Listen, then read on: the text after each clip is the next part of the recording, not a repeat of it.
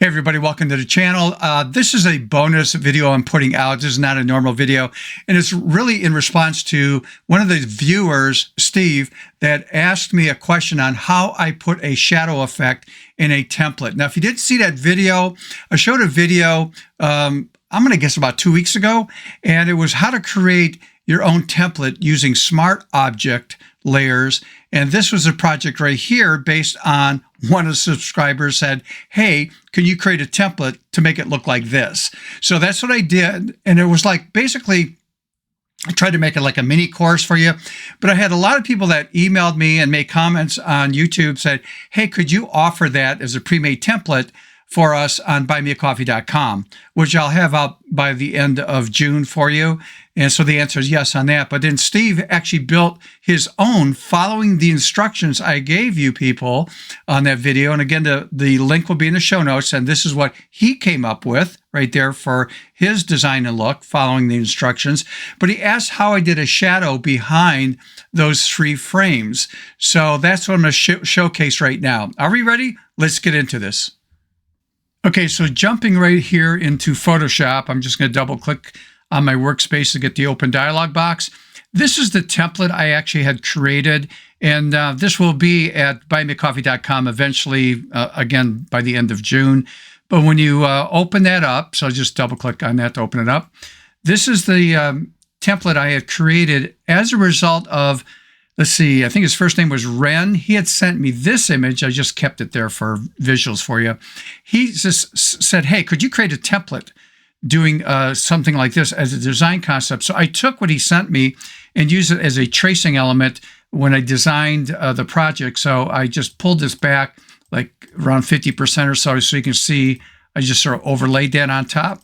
So we don't need to see that, but this is what I came up with. But one of the things I didn't cover was how I created a shadow effect in the back. And this is turning that on and off here.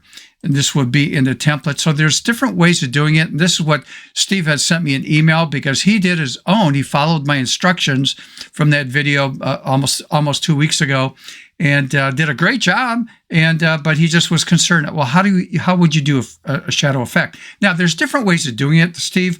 I did it just really simple. If I open up this folder, I just painted it in with a paintbrush at a low opacity. So I made this a smart object layer.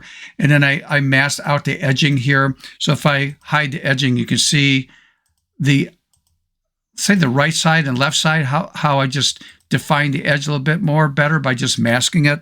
So that's the mask right there. So nothing big there. But let me share with you a different way that you could maybe build this. So I'm going to hide that right there. And I'm going to add a new layer. So there's my layer right there.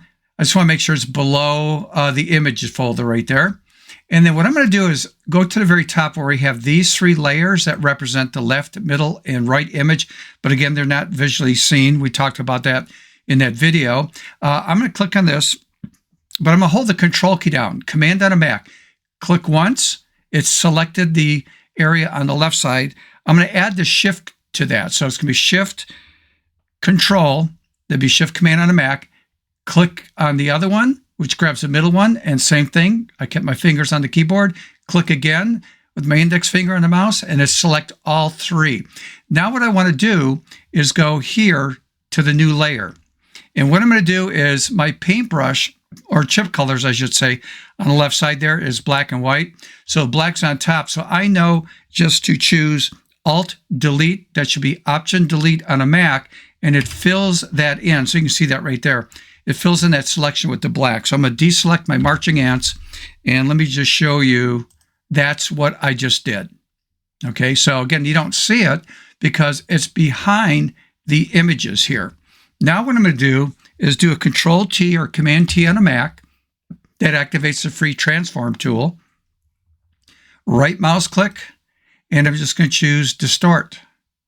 And then I'm going to push this down, and it's up to you on how far you want to go with this.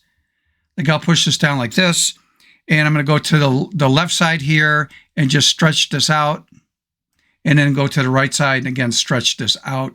And you decide, how far you want to go with that. I'm trying to make this line up there and there with the edges. I'm not concerned about this middle part. We'll take care of that. But again, let me just push this out a bit more.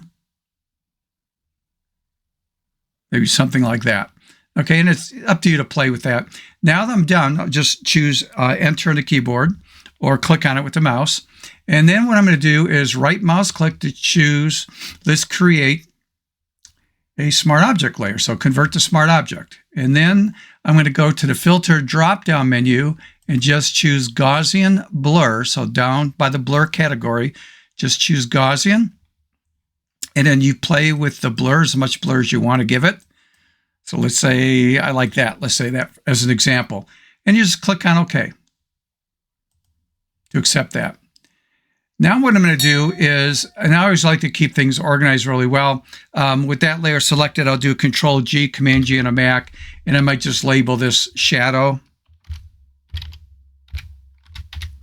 And then there in that folder, so I'm going to just compact that. And again, we got our images there, the shadows here, and that's the old shadow. So I really don't even need that, so I can delete that. And then with that selected, the shadow one, oops, let's just get rid of everything. The new shadow one I just created, obviously it doesn't look good with this stuff in front. I'm just going to add a mask. Then grab my paintbrush, B for brush, make sure I'm at 100%, and just come in here and clean that up like this up front. And again, that could be a way of just, again, creating that shadow in the back. Now you might say, well, it's too strong. Well, be on the layer and go over here for the opacity and pull the opacity down to give it the look that you want to give it. So it's a little bit less intense. So hopefully that answers your question. The shadow's pre-built in the templates for the ones that want to go to buymeacoffee.com. Again, it won't be there. I'll come up with a quick video later in this month saying, okay, that template is up there along with another one that you guys were requesting to have. And I mentioned that I'll offer this template for $5. And you'll get the not only the template, but the instruction videos and stuff like that and how to use it. Okay, so hopefully that helped you out, Steve. And again, I thought you did a great job. You're one of the few that actually dug down and created the template. Of course, right now, if you think about it, I did not save this back as a template yet. Remember how to do that. We talked about that before. If you didn't see the video, go back and watch the video. Again, show notes are in the description of this video here on YouTube. All right, until next time, people, see ya.